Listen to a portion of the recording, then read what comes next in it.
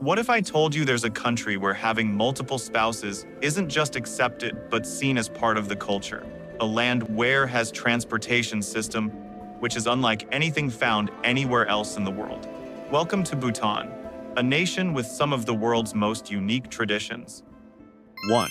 Where love knows no bounds, Bhutan's unique marriages. It may be surprising, but in Bhutan, known as one of the happiest countries on earth, it's normal for men to have more than one wife.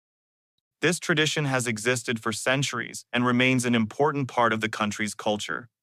What's even more unexpected is that women also have the same right.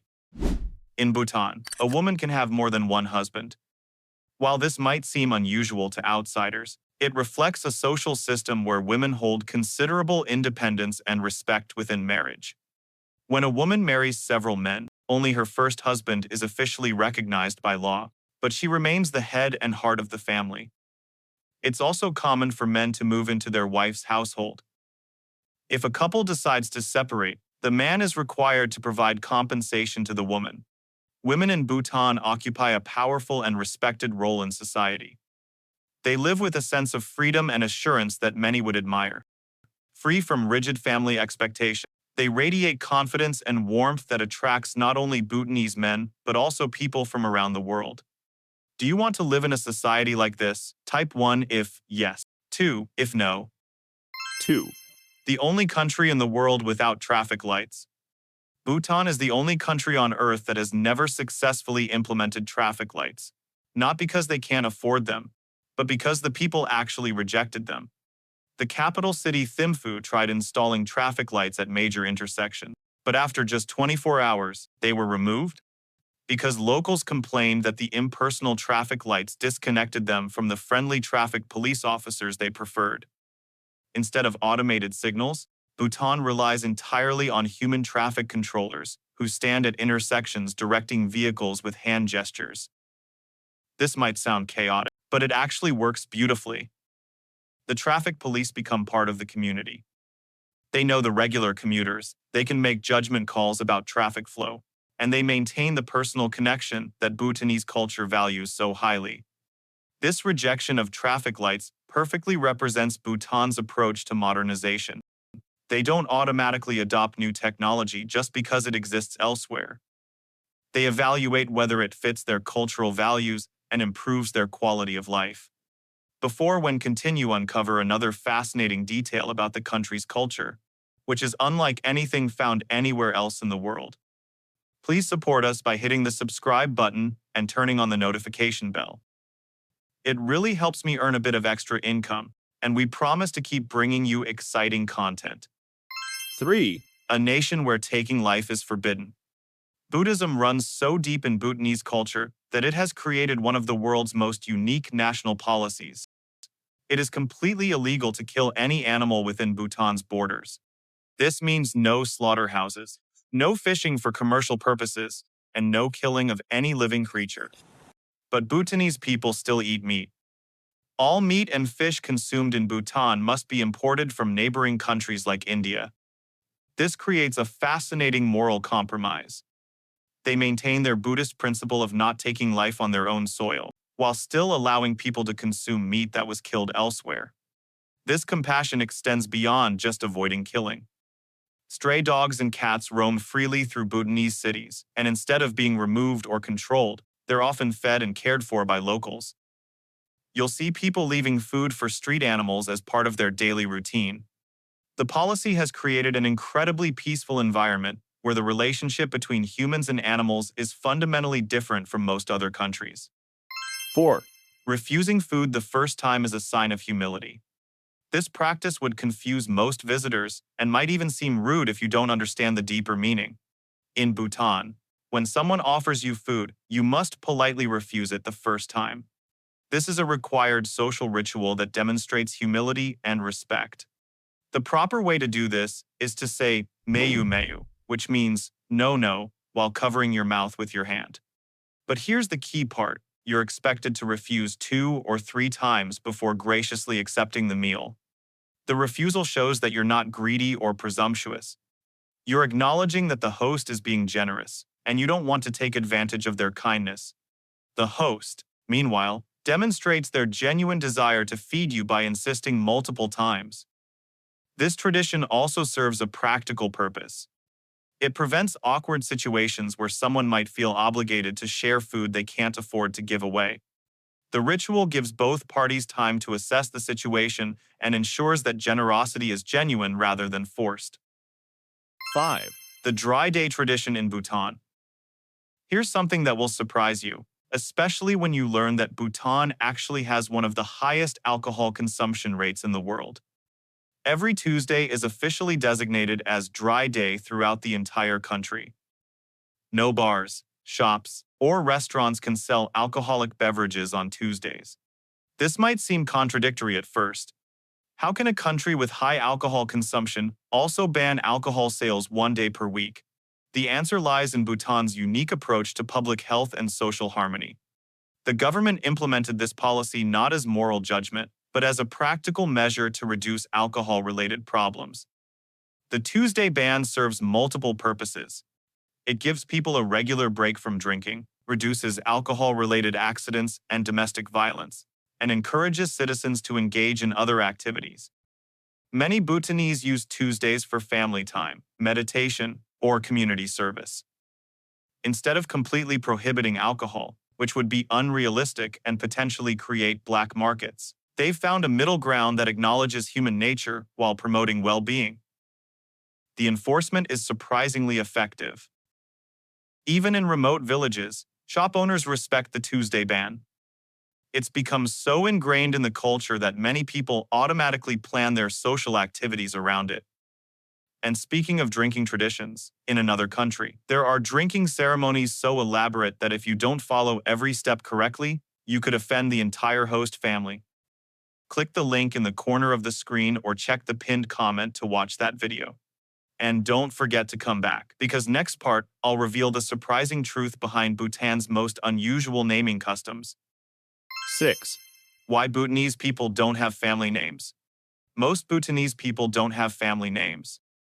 This is a deliberate cultural choice that reflects their Buddhist values and social philosophy. When a child is born, parents take the baby to a monastery or a high-ranking lama who chooses two given names based on astrological signs, Buddhist scriptures, or auspicious timing. This system creates fascinating social dynamics.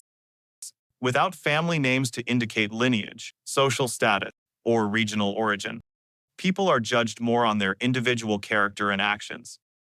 There's less emphasis on family reputation or inherited social position. For government records and official documents, Bhutanese people sometimes add their father's name or place of birth for identification purposes, but in daily life, they use only their two given names. This can create confusion for foreigners trying to understand family relationships, but it works perfectly within Bhutanese society. The absence of family names also reflects Buddhist teachings about impermanence and individual spiritual journey. Rather than being defined by ancestral identity, each person is seen as an individual soul on their own path toward enlightenment. 7. The country without corporate giants. Imagine a country with no McDonald's, no Starbucks, no KFC, no international chain stores of any kind. That's Bhutan. They're the only country in the world completely untouched by major corporate giants. The reason is purely economic. These companies have analyzed the Bhutanese market and determined it wouldn't be profitable.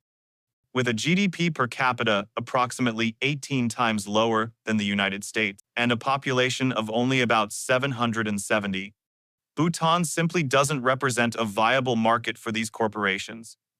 But here's what's fascinating about this situation. Rather than seeing this as a disadvantage, Bhutanese people have embraced it as a blessing. Their economy focuses on local businesses, traditional crafts, and sustainable practices. Instead of rushing to shopping malls, people prioritize spending time in nature, with family, and engaging in spiritual practices. This absence of corporate culture has preserved something precious. Local restaurants serve traditional Bhutanese cuisine instead of standardized fast food. Markets sell handmade crafts instead of mass-produced items. The entire economic ecosystem supports local communities rather than sending profits to distant corporations. The result is a society where people measure success differently. Instead of accumulating branded possessions, they focus on happiness, community relationships, and environmental harmony. A country with no big brand. Would you live there? Comment yes if you would. 8. The world's strictest anti-smoking nation. Bhutan doesn't just discourage smoking, they've created the most comprehensive anti-tobacco laws on the planet. In 2004, they became the first country in the world to completely ban the sale of all tobacco products nationwide. But the restrictions go far beyond just sales. Smoking is prohibited in all public places, including streets, parks, restaurants, offices, and even outdoor areas. The penalties are severe. Bhutanese citizens caught smoking in public face substantial fines, and repeat offenders can face imprisonment. Foreign visitors can bring limited quantities of tobacco for personal use, but they must pay import taxes that can cost more than the tobacco itself. Even then, they can only smoke in designated private areas, never in public view.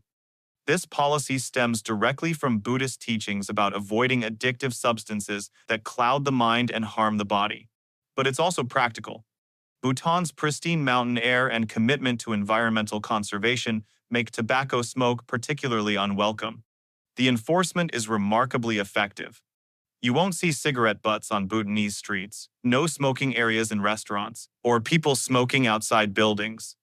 The entire country has embraced this policy as part of their commitment to health and spiritual well-being. 9. The national dress code that defines Bhutanese identity. In most countries, traditional clothing is reserved for special occasions or cultural festivals. In Bhutan, wearing national dress is mandatory for work, in school, government offices, and religious sites. This isn't just a suggestion or cultural preference, it's legally required. Men wear the go, a knee-length robe tied at the waist with a woven belt called a kara. The belt creates a large pocket above the waist where men carry personal items like phones, wallets, and keys. Women wear the kira, an ankle-length dress fastened with a belt and paired with a short jacket called a togo. For civil servants, wearing national dress is absolutely mandatory. Teachers, government workers, and students must wear traditional clothing every day. Even private businesses often require employees to wear national dress when interacting with customers or attending meetings. This policy serves multiple purposes. It preserves cultural identity in an increasingly globalized world, creates visual unity among citizens, and maintains connection to traditional values. But it also has practical benefits. The traditional clothing is well suited to Bhutan's climate and lifestyle. What's remarkable is how naturally young Bhutanese people have embraced this requirement. Instead of rebelling against traditional dress, many take pride in wearing beautiful, well-made gos and kiras. The clothing has evolved to incorporate modern fabrics and subtle style variations while maintaining traditional appearance. 10. The national sport and soul of Bhutan. Archery isn't just Bhutan's national sport. It's a form of ritualized, psychological warfare that combines athletic skill with theatrical performance. Bhutanese archery competitions are unlike anything you'll see anywhere else in the world. The targets are placed 140 meters apart, much farther than Olympic archery.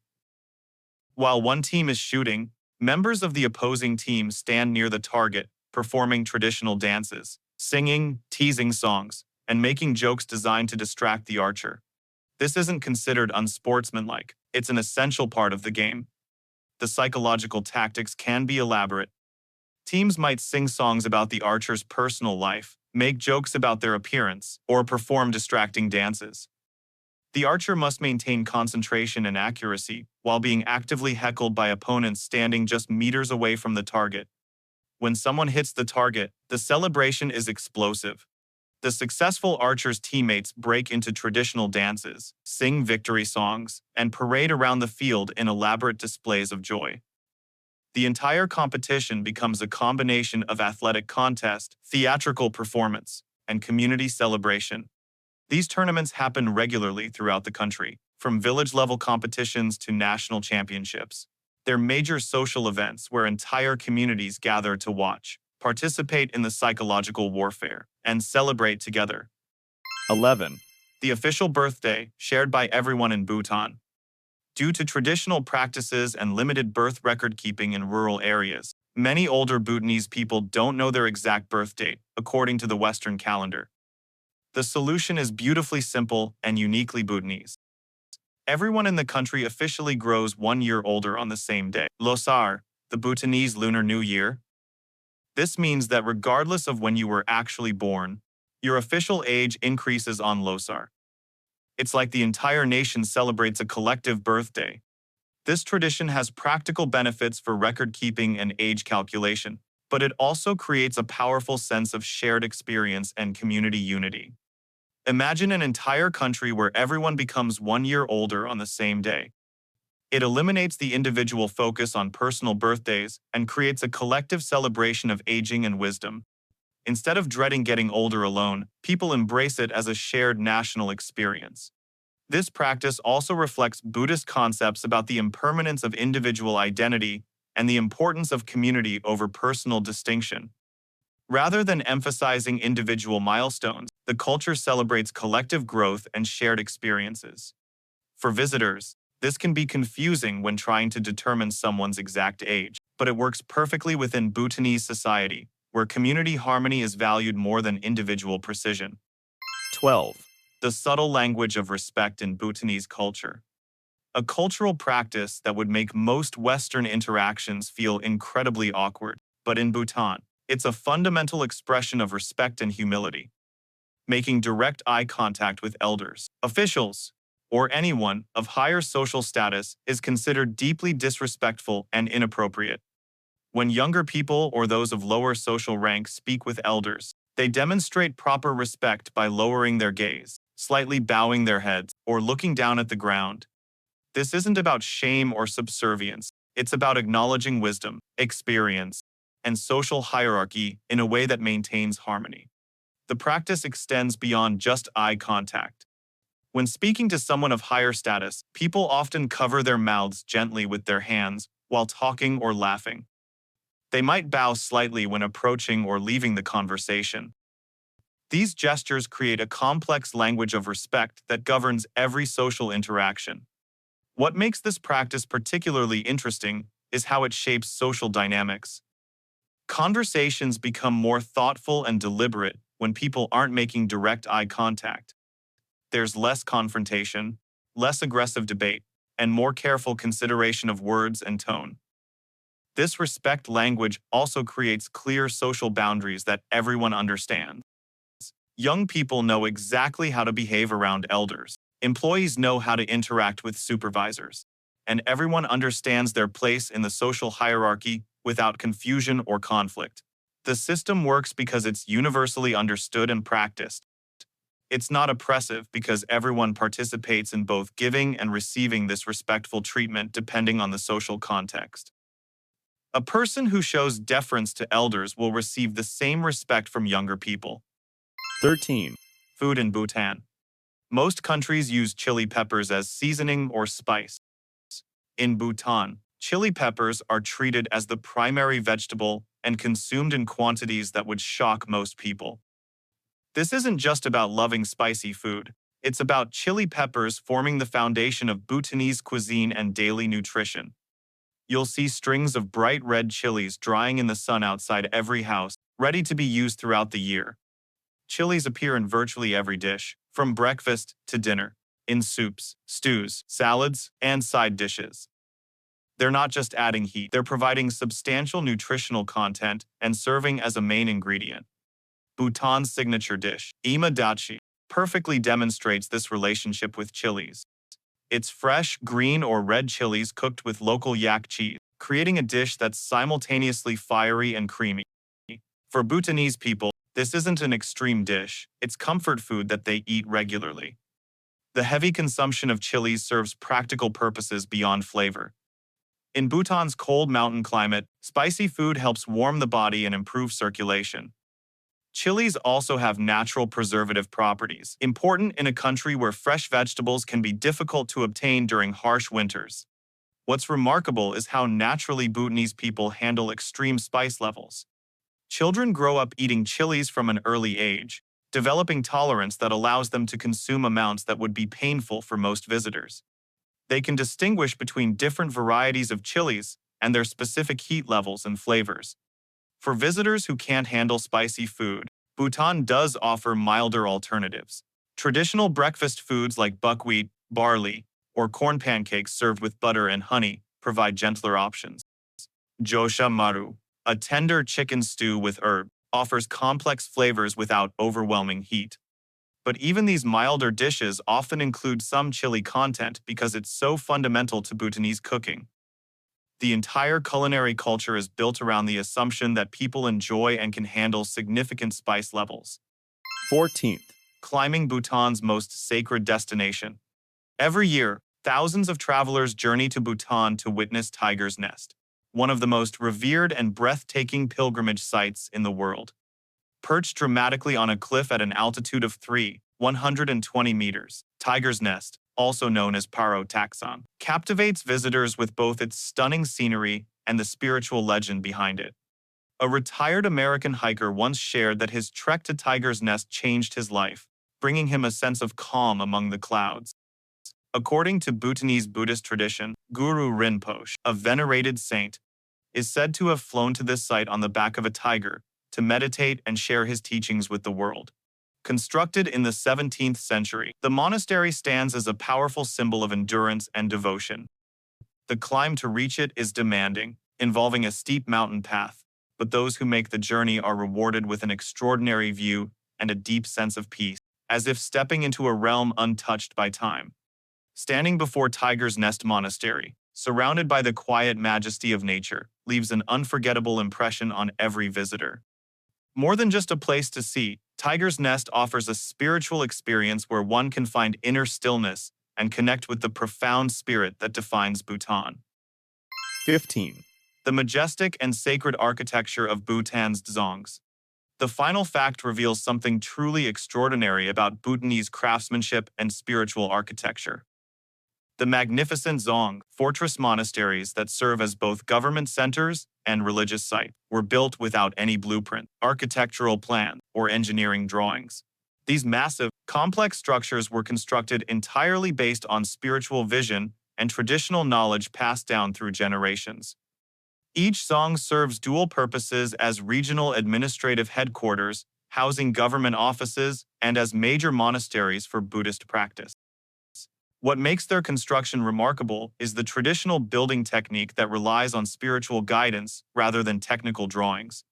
The entire construction process was directed by high-ranking lamas who provided spiritual vision and guidance for the building's design and layout.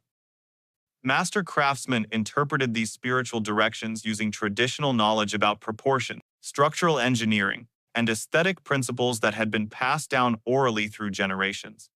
Even more impressive is that most Dzongs were built entirely from local material, stone, rammed earth, and timber, without using a single iron nail. The massive inward-sloping stone walls create an imposing fortress-like appearance while providing structural stability that has lasted for centuries.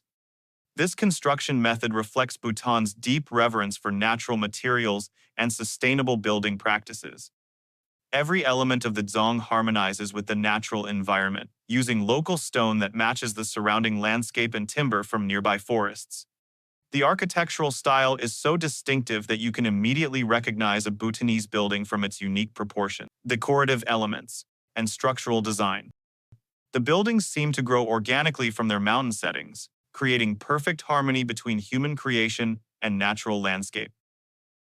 What's most remarkable is how these buildings, constructed without modern engineering tools or detailed plans, have survived earthquakes, harsh weather, and centuries of use while maintaining their structural integrity and spiritual significance. The Dzong architecture represents the perfect fusion of practical governance, spiritual practice, and artistic expression, all achieved through traditional knowledge and spiritual guidance rather than modern technical methods. These 15 facts reveal a country that challenges every assumption about modern life and cultural development. These aren't just interesting cultural curiosities. They're examples of how a society can maintain ancient wisdom while adapting to modern realities. Bhutan shows us that progress doesn't always mean abandoning tradition.